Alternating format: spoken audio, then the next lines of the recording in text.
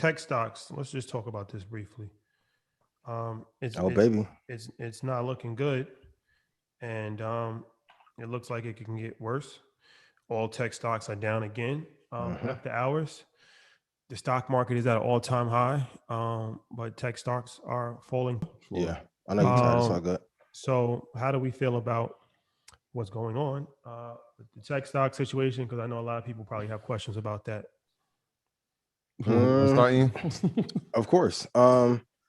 Tech could, well, the Nasdaq probably could push down to 12,448 or 464. Has a little bit more room to fall. But like we said, okay, here's the thing. When a company or sector goes up 200 or 300%, do you think that it's going to continue 200 or 300% again? And I know some of you have heard this, but it's true. So it's not going to have another year where it goes up 200%. They are going to have to even print even more money for that to be the case.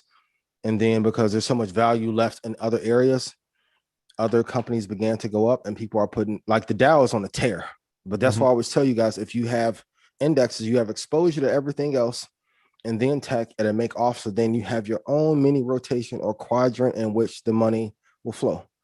It is a quadrant based system. So worst case scenario, yeah, I mean, worst case scenario, you guys can write it down. Nasdaq could get to 12,335.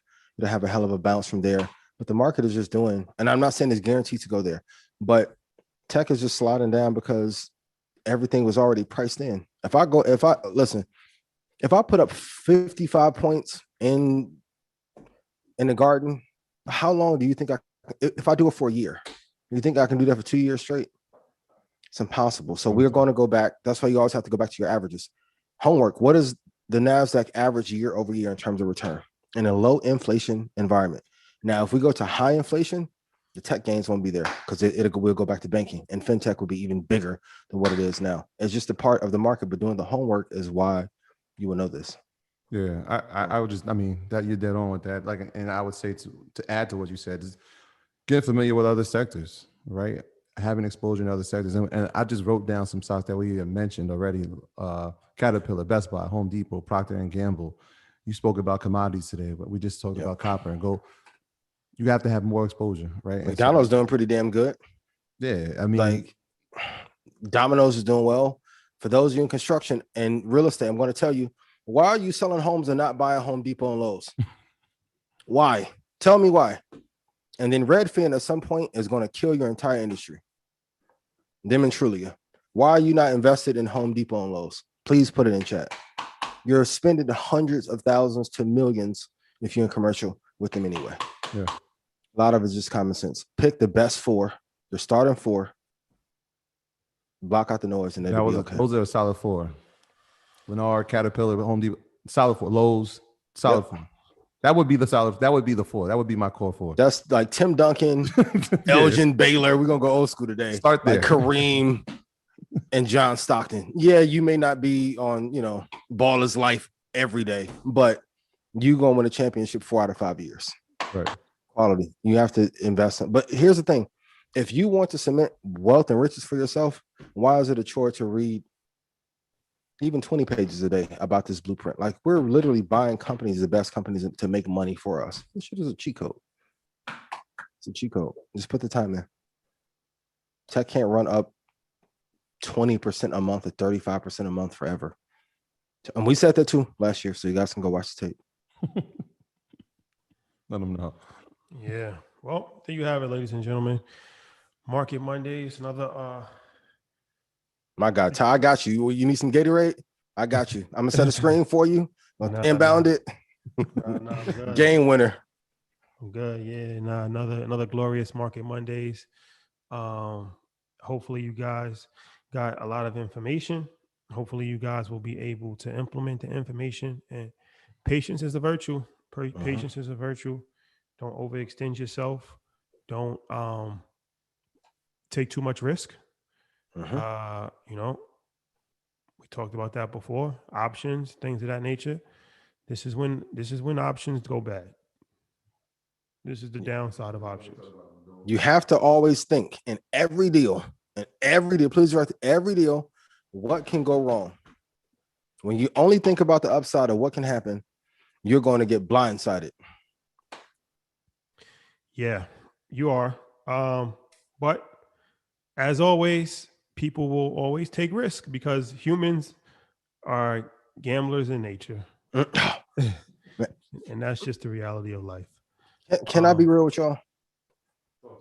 Whenever I see people be undisciplined, especially if they're other traders, you realize like if trading is a competition and investing is a competition, you're committing suicide before we even get into the ring to box.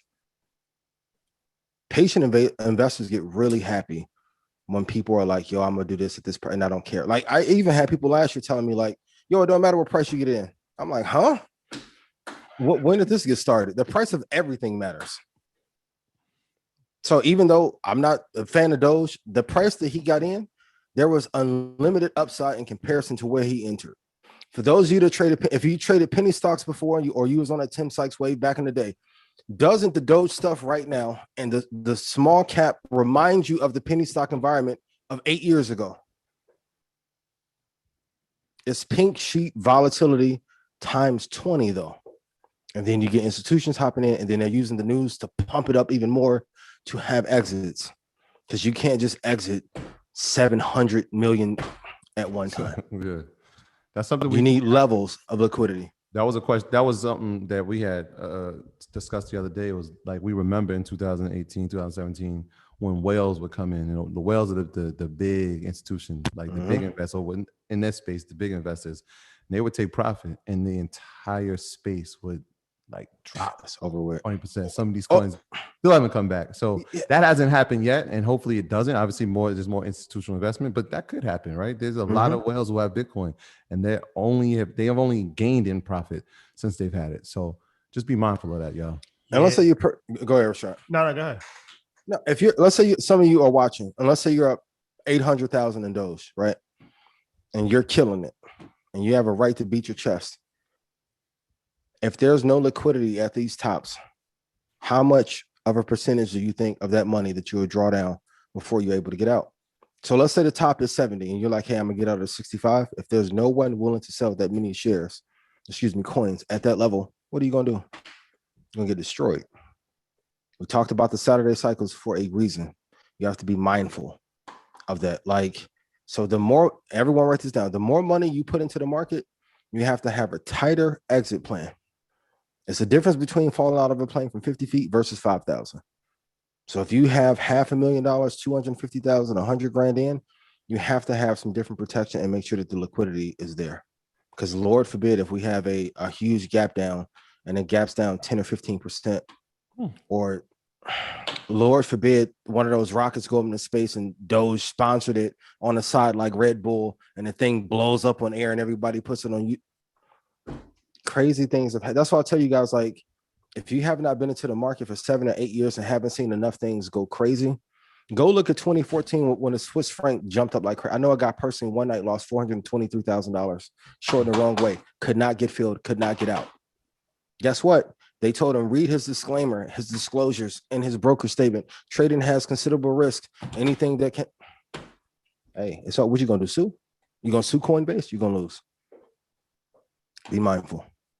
Be mindful. If you've been trading for longer than 3 or 4 years and this resonates with you and you've been here before and you've seen people lose millions on pennies and other stuff, put yes in chat.